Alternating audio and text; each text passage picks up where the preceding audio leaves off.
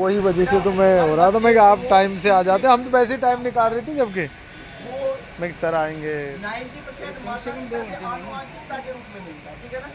90% गुण अपने mummy papa जैसे होते हैं सभी बच्चों में। थोड़े बहुत कोई नाना नानी जैसे हो जाते हैं, दादा दादी जैसे भी हो जाते हैं, लेकिन 10% हम वातावरण से अर्जित करते हैं। और आनुवंशिकता का जनक मैं कहूँ तो जॉर्ज मेंडल को कहा जाता है, आपको पता है क्या पढ़ते हो। और 10% जो बताया गया है इनको गुणात्मक संबंध बताया है। वुडवर्थ नाम के एक मनोवैज्ञानिक थे, इनके बीच गुणात्मक संबंध बताया था। हम देखते हैं कि एक ही क्लास में बहुत सारे बच्चे होते हैं ना, एक बच्चा तो पास ही होता है, दे लेके सीट टाप के पास नंबर आ जाते हैं। क्या उसको अलग से टीचर पढ़ाते हैं क्या? हम जैसे गुरुजी क्या अलग पढ़ाते हैं उसको कि ले बेटा ये रबड़ी है इसको तो अलग से पी ले, देते हैं क्या? नहीं देते ना, उसी क्लास में पढ़ता है। लेकिन बेटा गुणात्मक संबंध का वो मल्टीप्लाई करता है।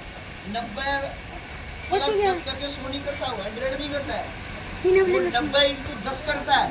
2-3 बच्चे चले गए कर देता है और 900 नहीं उसको कई बार अजय तू गुणा करता है। वो तो ताकतवर आदमी की जरूरत है, थोड़ा सामान लाना बस। आज की शिक्षण विद्या भी यही कहती है कि बच्चों को खेल खेल नहीं सिखाया जाए। अब मैं तो इतना सीखता था, देख लो मुझे, देखो आज सीखते सीखते टीचर बन गया, आपके सामने बोल रहा हूँ ना।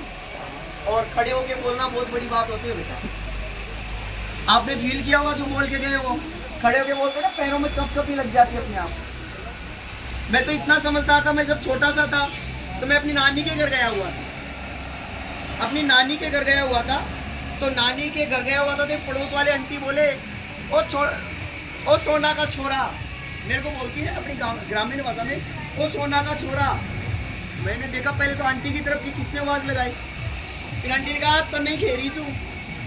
मैंने खुद की तरफ देखा, आंटी की तरफ नहीं देखा। अब आप लोग होते तो आंटी की तरफ देखते कि मुझे कह रहे हैं, लेकिन मैंने खुद की तरफ देखा। देखो मेरे में कितनी समझ थी, कुछ समझ में आया। अरे मैं खुद को देख रहा था कि वास्तव में मैं सोने का ही हूँ क्या, हाँ गोल्ड, क्या वास्तव में मैं सोने का हूँ क्या, खुद को देखने लग गया। इतना समझदार था। देख लो तो समझदारी बेटा कहीं से मिलती नहीं है बाजार में। आपके अंदर अगर विनम्रता है तो समझदारी।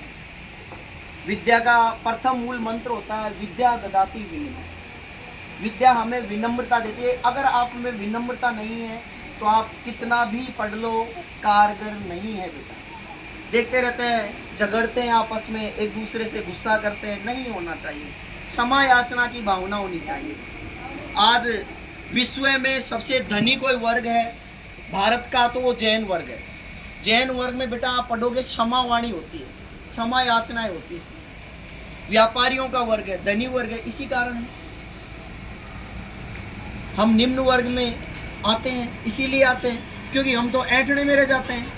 हाँ, ग्रामीण क्षेत्र में देखो लड़ेंगे खेत में नहीं, जाके मेड़ पे लड़ेंगे। डोला होता है ना अपना, दो भाई मिलके डोले पे लड़ते हैं। अरे उस डोले पे तो घास ही उगती है, उसमें फसल थोड़ी होती है।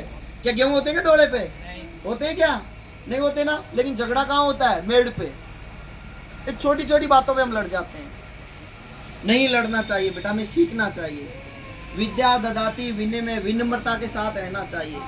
कहा जाता है कि जुकता वही है जिसमें जान होती है, जुकता वही है जिसमें जान होती है, अकड़ तो मुर्दों की पहचान होती है। बेटा मरने के बाद व्यक्ति अकड़ जाता है, उसको मोड़ा नहीं जा सकता है।